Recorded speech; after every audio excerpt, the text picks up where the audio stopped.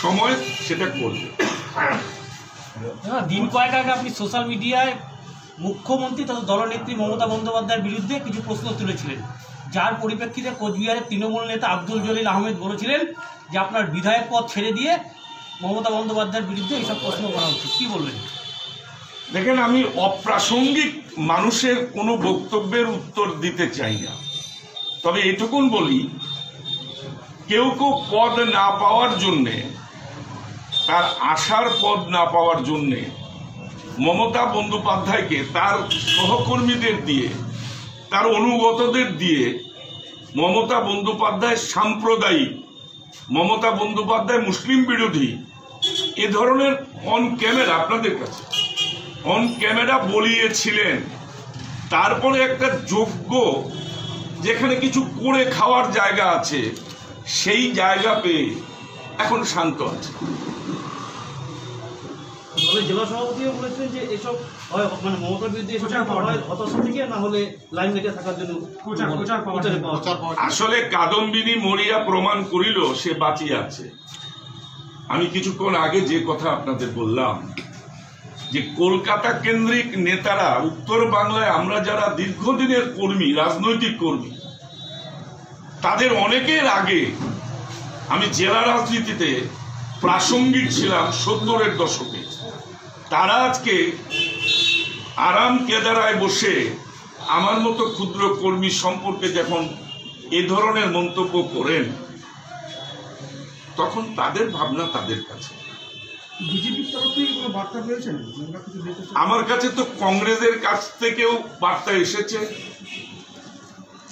তেমনি অনেক দলের কাছ থেকেও বার্তা এসেছে, কিন্তু আমি আমার মনের সাথে চিন্তা করছি যে আমি কি রাজনীতিতে থাকবো না সন্ন্যাস নেব, রাজনৈতিক সন্ন্যাস নেব। আমার কিছু সহকর্মীরা আছেন, রাজনৈতিক সহকর্মী, তারা বলছেন যে আপনাকে তো বিভিন্ন সময় অসম্মান করেছে দল, অপমান করেছে দল, তাহলে আপনার প্রাসঙ্গিকতা আছে কিনা সেটা তো আপনার একটু দেখানো দরকার। চিরদিনই আমি মনে করি একজন গণতান্ত্রিক কর্মী অন্য আরেকজন বিরোধী মতাবলম্বী গণতান্ত্রিক কর্মীর প্রতি শ্রদ্ধা এবং সম্ভ্রম রাখা প্রয়োজন, এটা আমার বিশ্বাস। একটা অদ্ভুত রাজনৈতিক পরিস্থিতির সৃষ্টি হয়েছে, যদি বলেন সেটা কি, কিছু কিছু রাজনৈতিক নেতা নেত্রী অথবা বিধায়ক বা সাংসদ নিজের দলের কর্মী সভায় দাঁড়িয়ে উদাত্ত কণ্ঠে মাইকের শব্দযন্ত্রের মাধ্যমে কর্মীদের দিকে আঙুল তুলে বলছেন যে এতদিন যা খেয়েছো এই 6 মাস খাবে না, তাহলে সারা জীবন খেতে পারবে। এই ধরনের কথা, তার সাথে একজন সাংসদের কথা শুনলাম, উদাত্ত কণ্ঠে বলছেন যে যা খেয়েছো সব হিসাব আছে, নির্বাচনের পরে 75% দলের ফান্ডে নিয়ে নেব, 25% তোমাদের দেব।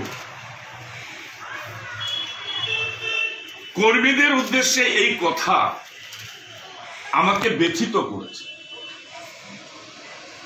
যে নেতা বা নেত্রীরা এই ধরনের কথা বলেন, তাদের আগে নিজেদের প্রতি আঙুল দেখানো দরকার যে তাদের নিজেদের সততা কতটুকু আছে। এই জন্য আমার মনে হচ্ছে উলঙ্গ রাজার গল্পে পরিণত হয়েছে। আবার কোচবিহারবাসী দেখতে পারবে, সময় বলবে।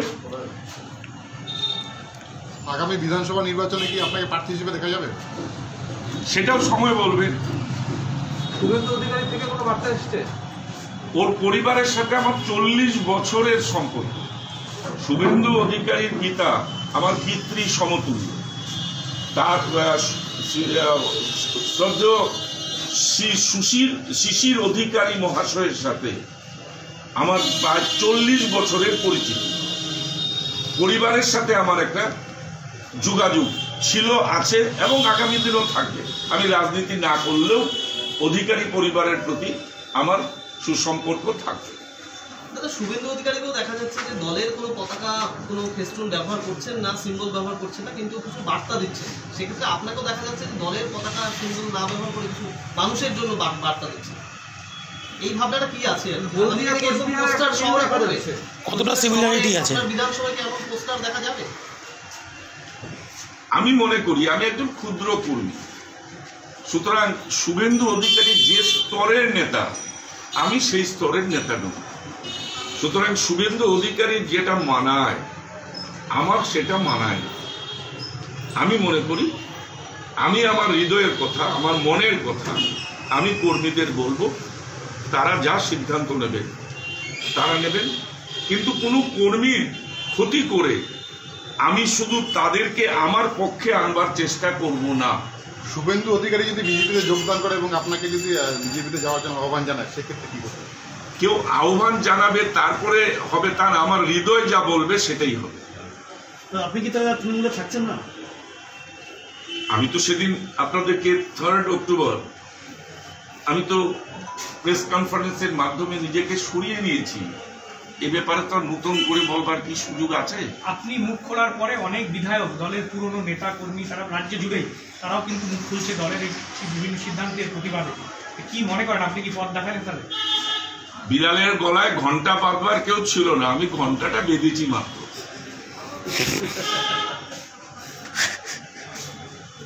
এই পথ